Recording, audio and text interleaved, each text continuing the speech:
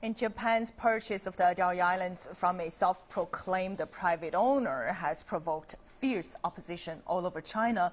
Protesters gathered on Friday in front of the Japanese embassy in Beijing to voice their opposition. Li Chuyuan has more.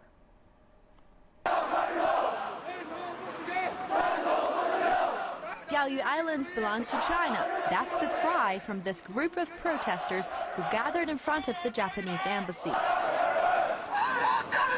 Hundreds of protesters holding national flags rallied, shouted, and demanded Japanese government retract its move.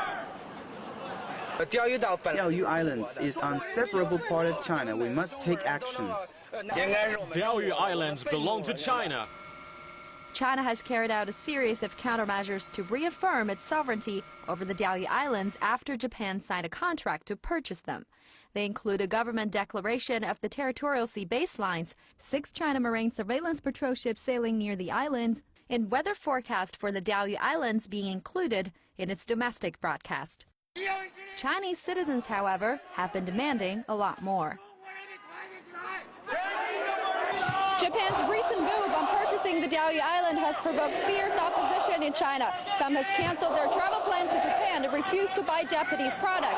Protests broke out in major cities, demonstrating people's anger.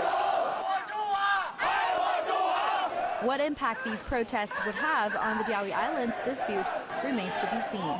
But as Chinese citizens began to organize at the grassroots level to voice their deep opposition, it's very likely the more protests like this will break out if Japan continues with its unilateral actions that offend the Chinese nation. Li Qiuyuan, CCTV, Beijing.